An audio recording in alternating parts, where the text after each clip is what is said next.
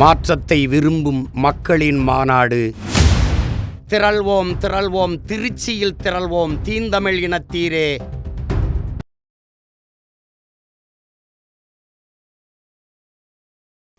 இப்போ கூட சொல்கிறேன், காங்கிரஸ் ஏன் தாவேகாவை கையில் எடுக்கக்கூடாது? இப்பயும் தானங்க கரெக்டு. நீங்கள் கூட்டணி முடிச்சு விட்டுலான்னு பாக்குறீங்க. ஆமாம், சிபிஎம்மும் கூட்டணி முடிச்சு விடுறதில்ல, மாறுதலை நோக்கி நகரும்.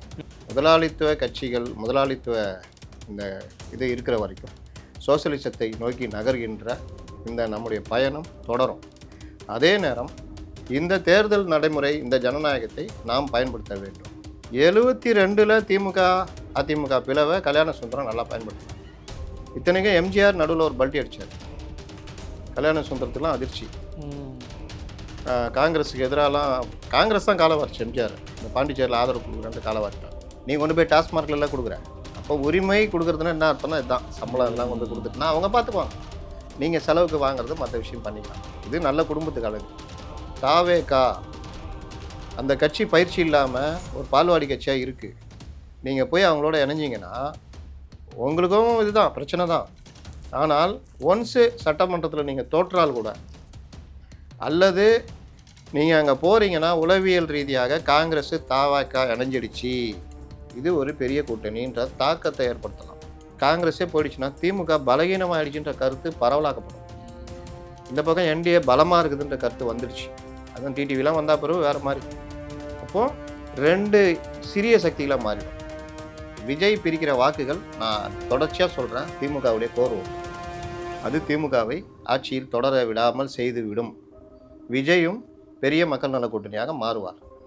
இந்த பலனை அறுவடை செய்ய போவது என்டிஏ. நம்ம அவங்கள்ட்ட கிடையாது, இது வரைக்கும் அவங்கள்ட்ட கிடையாது. நயனார் நாகேந்திரன் அதை உறுதிப்படுத்துறாரு. அவங்கள்ட்ட கிடையாதுங்க. உருவாக்குனதெல்லாம் இவங்க நரேட்டிவ். இதெல்லாம் ஜோக்குனா அங்கே அடிச்சுருந்தாங்க, இங்கே பின்னாடி உட்காந்து அறுத்துருந்தாங்க, லாஸ்ட்டில் இப்போ இவங்க மாட்டிக்கினாங்க. அது அடிமை கட்சி தானே. இன்ப நிதி வந்தாலும் நாங்கள் தலைவராக ஏற்றுக்கொள்வோம்னு சொல்கிறவங்க தானே. திராவிட இயக்கம், ஒரு சுயமரியாதை இயக்கம், இதெல்லாம் அழிஞ்சு போய் கலைஞர் 69 வந்த பிறகு அது அவருடைய குடும்ப கட்சியாக மாறி, அப்புறம் அவர் என்ன நினைக்கிறாரோ அதுதான் கட்சின்ற மாதிரி மாறி, பொதுச் செயலாளர்னு ஒருத்தர் இருந்து அவரை தொட்டி விட்டு, அப்புறம் 2ஆம் இடத்துக்கு இனமான பேராசிரியர் வந்து அவர் அப்படியே போய் இப்படிதான் நடந்தது. காங்கிரஸுக்கு காங்கிரஸ் முக்து பாரத்னு பாஜக தெளிவாக இறங்கி அடிக்கும். ஆமாம், அதில் தான் எனக்கு தெரிஞ்சு ஒருத்தர் சொன்னார், திமுக அந்த அசைன்மெண்ட்டை கொடுத்துருக்கலாம். என்னையா அந்த ரைடு வந்துச்சு, இந்த ரைடு வந்துச்சு, எதுவுமே இல்லை. ஒருவேளை காங்கிரஸை வெளியே அனுப்புங்கன்ற அசைன்மெண்ட்டை கூட கொடுத்துருக்கலாம்.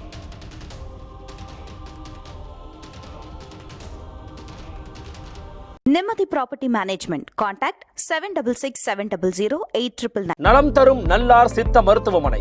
இதய நோய், சர்க்கரை நோய், பக்கவாதம், சிறுநீரக பிரச்சனை, தண்டுவடம் மற்றும் மூட்டு பிரச்சனைகளுக்கு மிகச்சிறந்த மருத்துவமனை. கிருஷ்ணகிரி, சென்னை மற்றும் மதுரை. தொடர்புக்கு 8807666117 மற்றும் 8807666118. ஃபோர்த் ஸ்டேட் தமிழ் நேயர்களுக்கு அருள்மொழிவர்மனின் அன்பார்ந்த வணக்கங்கள். இது உங்கள் ஃபோர்த் ஸ்டேட் தமிழ் வழங்கும் பெருதனும் பெருதுக நிகழ்ச்சி. இன்றைக்கு நம்மோடு மீண்டும் இணைகிறார் மூத்த பத்திரிகையாளர், மைக்கம் ஊடகத்தின் ஆசிரியர் திரு முத்தலிஃப் அவர்கள். வணக்கம். வணக்கம். எப்படி இருக்கீங்க? நல்லா இருக்கேன். மிக்க மகிழ்ச்சினா. இப்போது தமிழ்நாட்டினுடைய அரசியல் களம், நேற்றைக்கு பார்த்தீங்கன்னா இந்தியா டுடே ஊடகம் ஒரு கான்க்ளேவ் நடத்தியிருந்தாங்க. அது ஒரு முக்கியமான தலைவர்கள் எல்லாரையும் கூப்பிட்டு, தமிழ்நாட்டின் தலைவர்கள் மு.க. ஸ்டாலின், விஜய் தவிர. ஆமாம். ஆனால் ராஜீப் சர்தேசாய் விஜயை பார்த்த ட்வீட் இப்போ ஒன்று போட்டிருக்காரு. விஜயை பார்த்து வந்திருக்கிறாராமா. ஆனால் ஒரு கன்வர்சேஷன் தானா, அது இன்டர்வியூ இல்லைன்னு இப்போ நம்ம பேசிட்டு இருக்கிற நேரத்தில் நான் அந்த ட்வீட்டை பார்த்தேன். அஃப்கோர்ஸ் அவர் நேரில் வரல. அவர் வழக்கம் போல் அவர் இன்னும் ஐ எம் வெயிட்டிங் அப்படின்ற மாதிரி எல்லாரும் வெயிட்டிங் பண்ண வச்சுருக்கிறாரு. எடப்பாடியும் முதலமைச்சர் மு.க. ஸ்டாலினும் பேசுனதை பார்த்தீங்களா? எப்படி இருந்துச்சு அந்த கான்க்ளேவ்? மு.க. ஸ்டாலின் வழக்கம் போல் அவர் ஒரு முதல்வர், கட்சியுடைய தலைவர். அந்த ஆங்கிலத்தில் கேட்குற இதுக்கு அவர் சாதாரணமாக தமிழ்லேயே சொல்லிட்டு போகலாம். எடப்பாடிலாம் சாதாரணமாக தமிழில் இது பண்ணுறாரு. ஆமாம், அதெல்லாம் தப்பே கிடையாது. எடப்பாடி யாரை கிண்டல் பண்ணாங்களா? அதனால் ஆங்கிலத்தில் கேட்குறதுக்கு ஆங்கிலத்திலே பதில் சொல்லுவேன்ற மாதிரி இதெல்லாம் வெளியில் ட்ரால் செய்யப்படுது. அது இவர்களுடைய இதுவாக பார்க்கப்படுது தொடர்ச்சியாக. அது ஒரு பலகீனம், தவிர்த்துருக்கலாம்.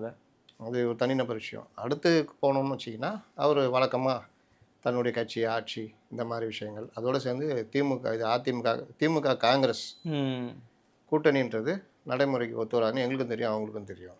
கூட்டணி பேச்சுக்கே இடையிலன்ற அது எப்போவுமே திமுகவும் அதிமுகவும் அது சொல்கிறது தான் வழக்கம். ஏன்னா அவங்கள பொறுத்த வரைக்கும் தனி மெஜாரிட்டி தான் இது வரைக்கும் வந்திருக்கு, 2006 தவிர. மக்கள் அப்படி தான் கொடுத்துருக்காங்க. நீங்கள் பார்த்தீங்கன்னா எண்பதுலேயே 55% காங்கிரஸ், திமுக, 30% தான் எம்ஜிஆர்.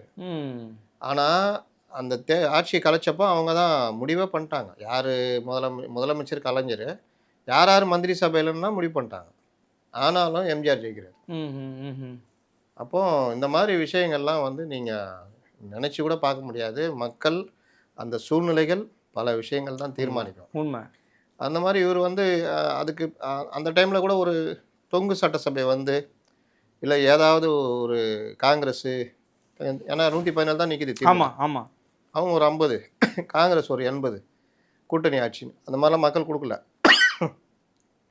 மக்கள் என்ன முடிவு பண்ணிட்டாங்கன்னா, தெளிவாக ஒரு தனி பெரும்பான்மை ஆட்சின்னு. அது 2006 மட்டும் தப்புச்சு இதாகிடுச்சு. அதனால் தனி பெரும்பான்மைன்றது தான் வருதுன்றதுனால இவர்களும் அட்ஜஸ்ட் பண்ணி தானே போனாங்க. 2006 இப்போ மாணிக் தாக்கூர் சொல்கிற மாதிரி வாய்ப்பு இருந்ததுல, ஐயா ராம்தாஸோ இல்லை இவங்களோ இடதுசாரிகளோ இதை வற்புறுத்தலையே. அப்போது தனி அந்த அப்படியே அவர் கலைஞர் கொண்டு போகிறாருன்னா தனி பெரும்பான்மை வந்தால் எப்படி? அது ஒரு பாலிசியாக வச்சுருக்காங்க. இவர்களை பொறுத்த வரைக்கும் தேசிய லெவலில் எம்பி அதிகம். காங்கிரஸ் அழிஞ்சது காரணம் என்ன? அதாவது 2/3 ஃபார்முலா, 2-1, 2% காங்கிரஸு, 1% மாநில கட்சி. எம்ஜிஆர் அதை ரொம்ப தெளிவாக கொண்டு போனார். எம்பிக்கு உங்களுக்கு அதிகம் தரும், மாநிலத்தில் நீங்கள் எதுவும் கேட்கக்கூடாது. 24 எம்பி, 12 எம்பி, மீதி 3 கூட்டணி கட்சிகள். ஓகே. எம்ஜிஆர் அது ஜெயலலிதா காலத்து வரைக்கும் இருந்தது, 89 அது வரைக்குமே இருந்தது. அதற்கு பிறகு அதுலேயும் பிரச்சனை வரும்பொழுது இவர்கள் அப்போவே கூட்டணி நோக்கி நகர்ந்துருக்கணும். இப்போ கூட சொல்கிறேன், காங்கிரஸ் ஏன் தாவேகாவை கையில் எடுக்கக்கூடாது? இப்பயும் அதானங்க கரெக்டு. நீங்கள் கூட்டணி முடிச்சு விட்டுலான்னு பார்க்குறீங்க. ஆமாம், சிபிஎம்மோ கூட்டணி முடிச்சு வருதில்ல, மாறுதலை நோக்கி நகரும், மாற்றம் வரும்ன்றீங்க. சிபிஎம்மும் சிபிஐயும் எப்போவுமே அந்த வேலையை பண்ணுவாங்க. முதலாளித்துவ கட்சிகள், முதலாளித்துவ இந்த இது இருக்கிற வரைக்கும் சோசலிசத்தை நோக்கி நகர்கின்ற இந்த நம்முடைய பயணம் தொடரும். அதே நேரம் இந்த தேர்தல் நடைமுறை, இந்த ஜனநாயகத்தை நாம் பயன்படுத்த வேண்டும். தேர்தல் ஜனநாயகத்தை பயன்படுத்தும் அதே வேளையில் முதலாளித்துவ கட்சிகளுக்குள்ள ஏற்படும் பிளவுகளை நாம் தந்திரமாக கையாண்டு அதையும் நாம் பயன்படுத்த வேண்டும். மக்களை அவரவர்கள் பிரச்சனையை வைத்து அணி திரட்டி ஒரு மக்கள் ஜனநாயக புரட்சியை நோக்கி நகர வேண்டும். இதுதான் சிபிஎம் உடைய அடிப்படை. அதான் அடிப்படை கொள்கை. அப்போ முதலாளித்துவ கட்சிகளுக்குள் ஏற்படுகின்ற பிளவுகள், அந்த இதெல்லாம் வந்து நாம் பயன்படுத்த வேண்டும் அப்படின்றது சிபிஎம் சிபிஐ உடைய இது. சிபிஐ தடுமாறினாங்க 75 முன்னாடி வரைக்கும், தேசிய ஜனநாயக புரட்சினாங்க. அதுக்கப்புறம் ஒரு நிலைப்பாடு எடுத்துட்டாங்க. 72 திமுக அதிமுக பிளவை கல்யாண சுந்தரம் நல்லா பயன்படுத்தினார். இத்தனைக்கும் எம்ஜிஆர் நடுவில் ஒரு பல்ட்டி அடித்தார். கல்யாண சுந்தரத்துலாம் அதிர்ச்சி. காங்கிரஸுக்கு எதிராலாம் காங்கிரஸ் தான் காலவாரிச்சு எம்ஜிஆர். இந்த பாண்டிச்சேரியில் ஆதரவு கொடுக்குறேன்ட்டு காலவாரிட்டான். அதற்கு பிறகு எம்ஜிஆர் கல்யாண சுந்தரம் அந்த சைடு நின்னார், எம்ஜிஆர் அந்த சைடு நின்னார். சிபிஎம்மும் அதிமுகவும் தான் நின்னாங்க 77 எலெக்ஷன். ஆனாலும் நீங்கள் பார்த்தீங்கன்னா தொடர்ச்சியாக 72 இருந்த எம்ஜிஆருக்கு உதவி 80 ஆட்சியை கவுத்தாங்களா இந்திரா காந்தி. அன்றைக்கி எம்ஜிஆருக்கு சோர்ந்து போயிருந்தப்போ அவரை நீங்கள் போகலாம் இறங்கி பண்ணலான்னு அந்த ஆர்வத்தை கொடுத்தது first Kalyana Sundaram, second Balasubramaniam, communist கட்சியுடைய, மார்க்சிஸ்ட் கட்சியுடைய மாநில செயலர். இவங்க தான் இறங்கி நீங்கள் போய் கேளுங்க, நியாயம் கேளுங்க, உங்களுக்கு கிடைக்கும் அப்படின்னு. அப்போது இதை பிளவை பயன்படுத்துகிறாங்க. காங்கிரஸ் எப்போ பார்த்தாலும் ஒட்டிக்கிட்டே இருக்கிறது. 91 96 அந்த அதிமுக ஆட்சி எந்த அளவுக்கு ஒரு மக்கள் விரோத ஆட்சியாக, மக்கள் வெறுக்கக்கூடிய ஆட்சியாக இருந்த பொழுது ஒரு எதிர்கட்சியாக தட்டி கேட்காமல் கூடயே இருந்தாங்க. வளர்ப்பு மகன் திருமணம் எது வேணால் எடுத்துக்கங்க, கூடயே இருந்தாங்க. அதனுடைய விளைவு என்னாச்சு? மூப்பனார் 96 உடச்சிக்கிட்டு வெளியில் வர மாதிரி ஆச்சு. அப்போது இவர்கள் ஒவ்வொரு இவ்வளோ இன்றைக்கி மாணிக் தாக்கூர் பேசுகிறாரு, மற்றவங்க பேசுகிறாங்கன்னா என்ன பண்ணுறீங்க? மக்கள் பணியில் நாங்கள் பங்கு கேட்பதில் என்ன தவறு இருக்குதுன்னு இவர் கேட்குறாரு. யார்? மாணிக் தாக்கூர் எம்பி. நான் கூட போட்டு வந்தேன், கேளுங்க, நல்லா கேளுங்க, அவங்க சரி நியாயம் இருக்குது. ஆனால் அந்த மக்கள் பணின்றீங்களா அதுதான் இடிக்குது, மற்றபடி நீங்கள் கேளுங்க அப்படின்னு. ஏன்னா காங்கிரஸ் தன்னுடைய உரிமையை கேட்குறது தப்பு இல்லை. என்னால் நீ ஒன்றால் நான், அப்போ எனக்கு பங்கு இருக்குல்ல. மனைவி என்ன பண்ணுறாங்க? வீட்டில் சும்மா தாங்க இருக்காங்க. நீங்கள் நான் வேலை செய்கிறேன், போகிறேன், வர்றேன், அவங்க வீட்டில் சும்மா தாங்க இருக்காங்க. இந்த வார்த்தை ரொம்ப வருஷமாக ஓடிட்டு இருந்ததா? ஒரு கட்டத்தில் என்னாச்சு? என்னடா சும்மா இருக்கிறான், உனக்கு சோறாய் காலைல டிஃபன் பாக்ஸில் கட்டி கொடுக்குது யாரா? காலைல பாத்திரம் கழுவி, துணி துவச்சி, வீடு மொழிகி எல்லா வேலையும் பண்ணி, சாயந்தரம் நீ வரும்போது வீடு சுத்தமாக ஃப்ரெஷ்ஷாக வச்சு யார் குழந்தைய பார்த்துக்கிறது யாரு இன்னும் சும்மா இருக்கிறாங்கன்ற இது வந்துச்சா இல்லையா? வந்துருச்சு. சேம் அதே தான். அதனால தான் உரிமை தொகைன்னு கொடுக்குறாங்க.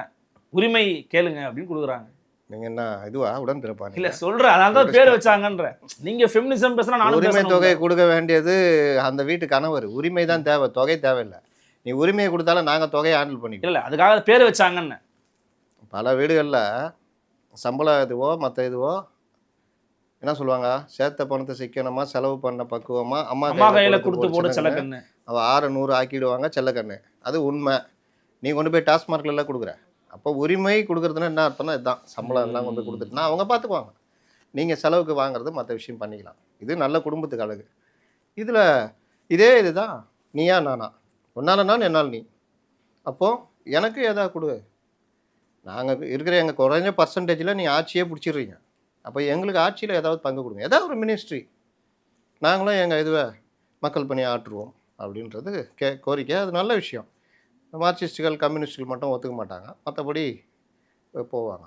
இந்த கோரிக்கையை மறுக்கிறாங்க. அப்போது இந்த கோரிக்கையை மறுப்பதற்கு என்ன காரணம்னா, கிடைக்கிற வாய்ப்பு இருந்தப்பெல்லாம் முதுகில் சவாரி செஞ்சீங்களே தவிர, சில பேர் ஆதாயம் அடைஞ்சார்களே தவிர, காங்கிரஸை பலப்படுத்துவது, இதை பயன்படுத்தி ஏதாவது பண்ணுவதுன்றது இல்லை. சமீபமாக ஒரு 10 ஆண்டுகளாக ஓரளவுக்கு ஒரு அசைவு தெரியுது காங்கிரஸில். அதுலேயும் அந்த செல்வ பெருந்தைகள்லாம் வந்தால் பிறகு மாவட்ட தலைவர்லாம் குறைந்த வயசில் இருக்கவங்கள போடணும். பெருமுயற்சி, அது பெரிய எதிர்ப்பு, அதை மீறி கொண்டு வந்திருக்காரு. அது ஒரு பாசிட்டிவான ஒரு இதுன்னு பார்க்கலாம். இப்போ அந்த மாதிரி விஷயத்தை தாண்டி போராட்டங்கள் அதெல்லாம் பழைய காங்கிரஸ்ன்றதை இவங்கெல்லாம் இப்போ தெரியவே தெரியாதுல்ல. இப்போ காங்கிரஸ்னால ஒன்றும் தெரியாது. ஒரு காலில் காங்கிரஸ்னால் எப்படி இருந்ததுன்னு பழைய ஆட்களை கேட்டால் தெரியும். அப்போ இப்போ அந்த உரிமை குரல் வருதுன்னா நீங்கள் அது கேளுங்க, அது ஒரு பார்ட்டு. ஆனால் இன்னொரு பக்கம் தாவேகா அந்த கட்சி பயிற்சி இல்லாமல் ஒரு பால்வாடி கட்சியாக இருக்குது. நீங்கள் போய் அவங்களோட இணைஞ்சிங்கன்னா உங்களுக்கும் இதுதான் பிரச்சனை தான். ஆனால் ஒன்ஸு சட்டமன்றத்தில் நீங்கள் தோற்றால் கூட, அல்லது நீங்கள் அங்கே போகிறீங்கன்னா உளவியல் ரீதியாக காங்கிரஸு தாவேகா இணைஞ்சிடுச்சு, இது ஒரு பெரிய கூட்டணின்ற தாக்கத்தை ஏற்படுத்தலாம். ஒன்று. ரெண்டாவது, இதே பிரச்சனையை மற்றவர்களுக்கு போகணும். அதில் ஏதாவது பிரச்சனைனா அந்த கட்சிகளும் வரதுக்கு வாய்ப்பு இருக்குது. இன்றைக்கும் மக்கள் நல கூட்டணி அவர்களுக்குள்ளே பேசிக்கிறாங்க, நாம் இப்படி தான் நடக்கணுன்றது. இது ஒரு பார்ட் ஓடிட்டுருக்கு. அப்போ ஒருவேளை காங்கிரஸே போயிடுச்சுன்னா திமுக பலகீனமாகிடுச்சுன்ற கருத்து பரவலாக்கப்படும். இந்த பக்கம் என்டிஏ பலமாக இருக்குதுன்ற கருத்து வந்துடுச்சு. அதுவும் டிடிவிலாம் வந்தால் பிறகு வேறு மாதிரி. அப்போது 2 சிறிய சக்திகளாக மாறிடும். அதில் காங்கிரஸ் தோக்குறமோ ஜெயிக்கிறோமோ 60 தொகுதிகள் தாராளமாக கொடுத்துருவாங்க. இன்னும் கேளு, நான் எவ்வளோ 90 வாங்கிக்க, நான் வேணாம், நான் ஏன்ட்டே 60 தாங்குது. இந்த மாதிரிலாம் நடக்கணும்னு வச்சுக்கோங்க, ரைட்டு. ஆனால் 60 தொகுதிகளில் தாவேகாக குறைந்தது ஒரு தொகுதியில் 20,000 வாக்குகள் இருக்கும். 20,000 ப்ளஸ் காங்கிரஸ் ஒரு 4,000 5,000, இந்த உளவியல் தாக்கத்தினால ஒரு 5,000, ஒரு 30,000 வாக்குகள், 40,000 வாக்குகள். சில இடங்களில் கூடுதலாகவே வருது. ஒரு 5-10 சீட்டு, ஒரு பெரிய வாக்கு சதவீதம் காங்கிரஸ் கிடைக்குமா கிடைக்காதா? 60. ஆக மொத்தம் திமுகவோட தோல்வி எழுதப்படாத தோல்வியே நீங்க பேசுறது இருக்கு சார். ஆட்சி தொடர முடியாதுங்க, அது அவங்களுக்கே தெரியும். ஆட்சி தொடராது. இல்லை, எனக்கு என்ன சந்தேகம்னா, இப்போ நீங்கள் இது நடந்தா இப்படி இருக்கும் அவர்களுங்கிறீங்க. இப்போ நேற்றைக்கு கூட திருச்சி வெளிச்சாமிகள் கொடுத்த ஒரு பேட்டியை குறித்து பார்க்கும்போது, இப்போ நாங்கள் ஒன்றா இருந்தாலே தொகை தாங்க முடியும், ஏன்னா 2006 தாங்க நடக்கும், ஏன்னா அது ஜெல் ஆகலைங்க அப்படிங்கிறாரு. பிளாஸ்ட்டு இங்கே வந்தால் பிளாஸ்ட்டு, அங்கே போனால் பிளாஸ்ட் கியூபு. இங்கே பிளாஸ்ட் ஸ்கொயரு, அங்கே பிளாஸ்ட் கியூபு. இங்கே இவங்க அதாவது விஜய் பிரிக்கிற வாக்குகள், நான் தொடர்ச்சியாக சொல்கிறேன், திமுகவுடைய கோர் ஓட்டு. அது திமுகவை ஆட்சியில் தொடர விடாமல் செய்துவிடும். விஜயும் பெரிய மக்கள் நல கூட்டணியாக மாறுவார். இந்த பலனை அறுவடை செய்ய போவது என்டிஏ. குறைஞ்சது 150 சீட் 160 சீட் வந்தாலே அவங்களுக்கு வெற்றி தான். அது கூட்டணி ஆட்சியோ என்னவோ. ஒரு 110 வந்துடுச்சு அதிமுக, அவங்களுக்குள்ளே அடிச்சுக்குவாங்க, கூட்டணி ஆட்சி தொடரும். இல்லையா மெஜாரிட்டி கொடுத்துட்டாங்க 118. இல்லை, நேற்று எடப்பாடி பேசும்போது எங்களுக்குள்ள அந்த மாதிரி எந்த கோரிக்கையும் கிடையாது, தனிப்பெரும்பாலும் ஆட்சி அமைப்பு தான் பேசுறாரு. நம்ம அவங்கள்ட்ட கிடையாது, இது வரைக்கும் அவங்கள்ட்ட கிடையாது. நயனார் நாகேந்திரன் அதை உறுதிப்படுத்துறாரு. அவங்கள்ட்ட கிடையாதுங்க. உருவாக்குனதெல்லாம் இவங்க நரேட்டிவ். இதெல்லாம் ஜோக்குனா அங்கே அடிச்சுருந்தாங்க, இங்கே பின்னாடி உட்காந்து அறுத்துருந்தாங்க, லாஸ்ட்டில் இவங்க மாட்டிக்கினாங்க. கூட்டணி ஆட்சி, என்டிஏ அலைன்ஸ். பார்ப்போம், ஓடுறா போடா, கூட்டணி ஆட்சி, பாஜக அதிமுக கூட்டணி ஆட்சின்னு போய் கேள்விகள் போ. ஏங்க அப்படி சொல்லுங்க, என்டிஏ அலைன்ஸ் இல்லைங்க. என்டிஏ அலைன்ஸ்னு என்ன அர்த்தம்? இதுதான். யார் வருவா முதலமைச்சர்? அதிமுக தாங்க முதலமைச்சர். பார்வை ஓரா எடப்பாடி பேரை சொல்லு, போட ஏன் அந்த மாதிரி இது பாரு போ இங்கே இவ்வளோ அடிச்சுட்டு உருள்றாங்க. ஒன்று மீடியாக்கள் வாயே திறக்கிறதில்ல. இப்போ எந்த அளவுக்கு இப்போ முதலமைச்சர் மேலே உடனே கவுண்டரு. முதலமைச்சர் என்ன சொல்கிறாரு, அந்த கூட்டத்தில் கூட்டணி ஆட்சின்றது ஏற்றுக்கொள்ள முடியாது, அவர்களுக்கும் தெரியும் எங்களுக்கு தெரியும். அடுத்த செகண்டு மாணிக் தாக்கூர் கவுண்டரு. அது தலைமைக்கெல்லாம் அனுமதி இல்லாமல் இதெல்லாம் நடக்குமா? பிரவீன் சக்கரவர்த்தி ராகுல் காந்தி இஷ்டம் இல்லாமல் வருவாரா? இல்லை, அவர் ஏன்னைக்கு ஒரு பேட்டி கொடுக்குறாரு பிரவீன் சக்கரவர்த்தி. அதில் சொல்கிறாரு, தமிழ்நாடு ஸ்பெஷல் மாநிலம்லாம் கிடையாதுங்க, ஏன் நாங்கள் பீகாரில் இல்லையா, ஜார்க்கண்டில் இல்லையா, மகாராஷ்டிரில் இல்லையா, கேரளாவில் இல்லையான்னு கேட்குறாரு. அடுக்கடுக்காக கேட்டுக்கிட்டு இருக்காரு. அவர் கேட்குறாரு தமிழ்நாடு அமைதியாக இருக்குன்னு கேட்குறாரு. அமைதியாக இருந்தது காரணம் நீங்கள் தானே.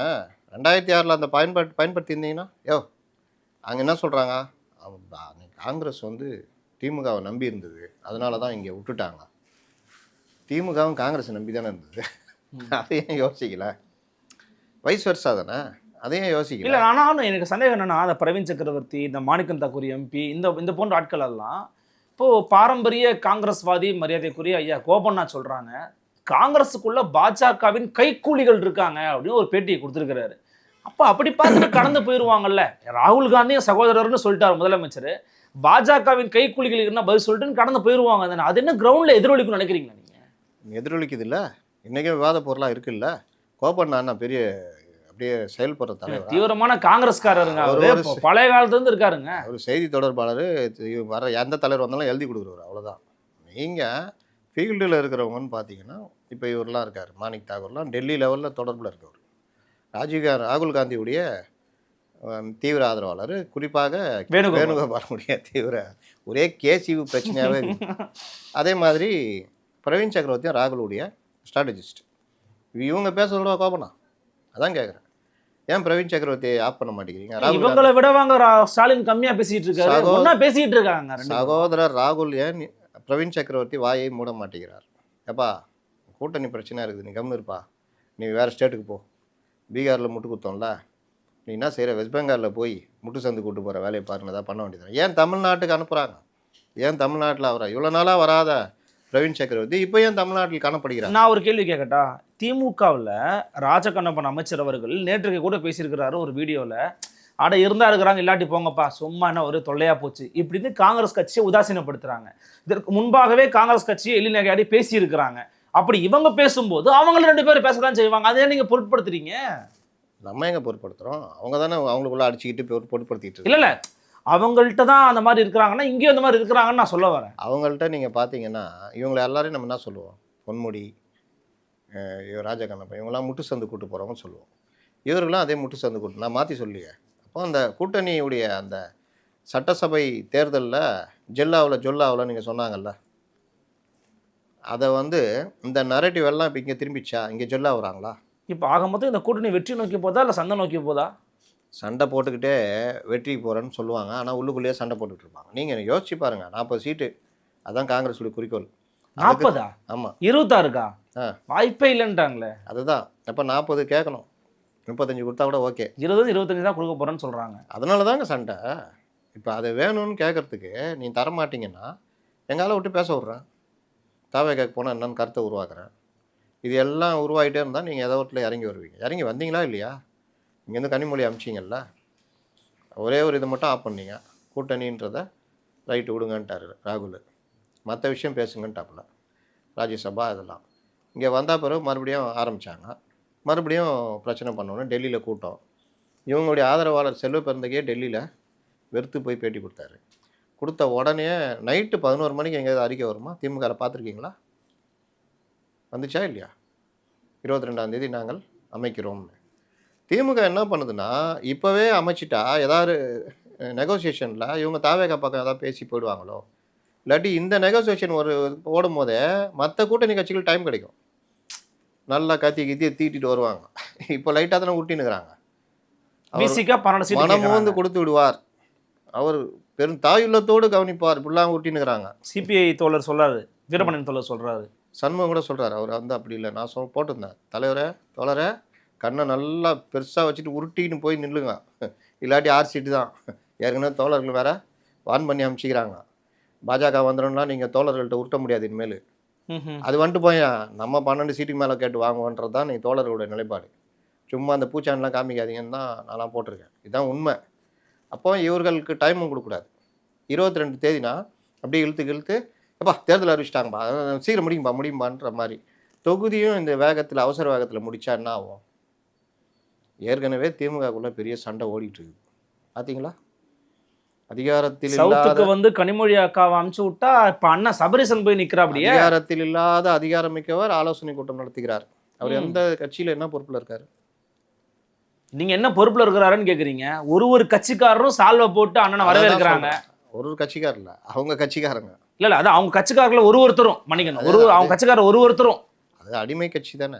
இன்பநிதி வந்தாலும் நாங்கள் தலைவராக ஏற்றுக்கொள்வோம்னு சொல்றவங்க தானே. திராவிட இயக்கம், ஒரு சுயமரியாதை இயக்கம், இதெல்லாம் வந்து அழிஞ்சு போய் கலைஞர் 69 வந்த பிறகு அது அவருடைய குடும்ப கட்சியாக மாறி, அப்புறம் அவர் என்ன நினைக்கிறாரோ அதுதான் கட்சின்ற மாதிரி மாறி, பொதுச் செயலாளர்னு ஒருத்தர் இருந்து அவரை தொத்தி விட்டு, அப்புறம் 2ஆம் இடத்துக்கு இனமான பேராசிரியர் வந்து அவர் அப்படியே போய் இப்படி தான் நடந்தது.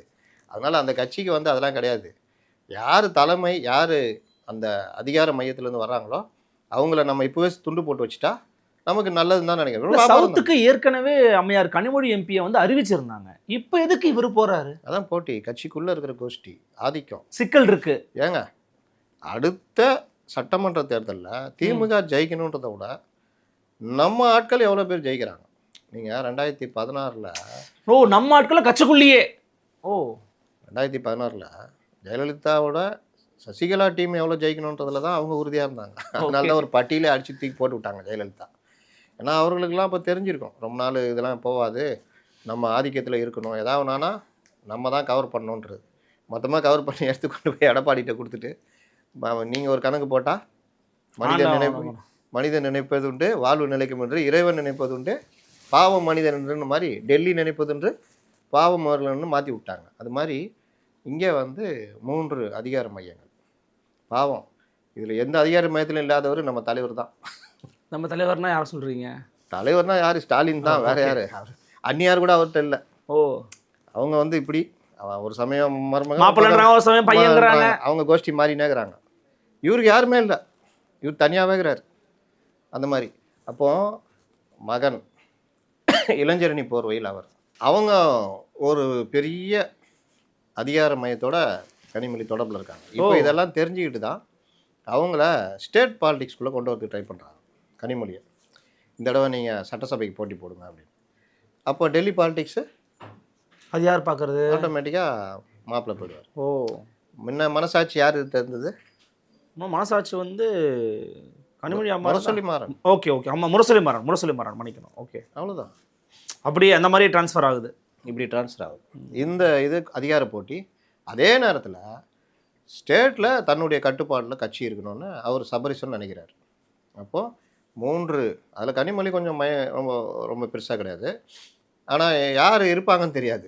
ஒரு புரட்சிப்படை மாதிரி எல்லாம் இங்கேயே இருப்பாங்க, தக்க நேரத்தில் அங்கும் போவார்கள். அந்த மாதிரி என்ன பொறுப்பில் இருக்கிறார் அவர்? யார்? சபரீசன். என்னங்க தலைவர்கிட்ட கேட்கறதுக்கு எல்லாம் ஏன்ட்ட கேட்குறீங்க? இல்லை எனக்கு புரியல. கனிமொழி வந்து மகளிர் அணி தலைவி, உதயநிதி இளைஞரணி செயலாளர், ஸ்டாலின் அவர்கள் கட்சியினுடைய தலைவர், துரைமுருகன் ஒரு பொதுச் செயலாளர் பொருளாளர் இருக்கிறார், டிஆர் பாலு பொறுப்பில் இருக்காங்க. இவர் என்ன பொறுப்பில் இருக்காரு? அதாங்க நான் சொன்னேங்க, நீங்கள் அங்கே கேட்க வேண்டிய கேள்விங்க. என்ன போய் கேட்டிங்கன்னா உங்களுக்கு தெரியாத கட்சி தொண்டர்கள் சொல்லுங்கண்ணா. எனக்கு தெரிஞ்ச சோர்ஸ் அவர் மருமகன்ற பொறுப்பில் இருக்கார், அவ்வளோதான் என் சோர்ஸ், அவ்வளோதான். அப்போது அது போதாது அவங்களுக்கு அதிகார மையத்துக்கு.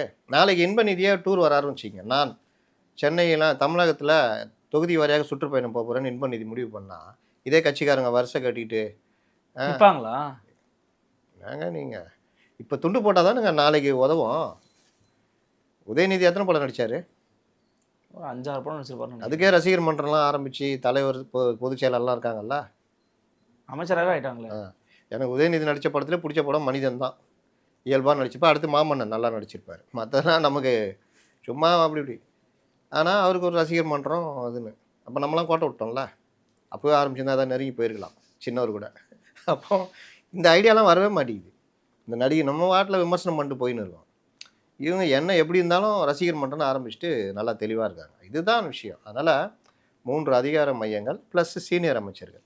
சீனியர் அமைச்சர்களும் பெரும்பாலும் கனிமொழி அவங்களோட வருது. அதாவது என்ன சொல்லுவாங்க, அதை இந்த ஸ்தாபன காங்கிரஸு இந்த மாதிரி சொன்னாங்கல்ல, அந்த மாதிரி இன்னொரு நல்ல பேர் சொல்லுவாங்க கட்சிகளுக்குள்ளே இருக்கிறது. அந்த மாதிரி மூத்தோர்கள் இந்த இது ஒரு டீம் கனிமொழி இவங்கலாம்.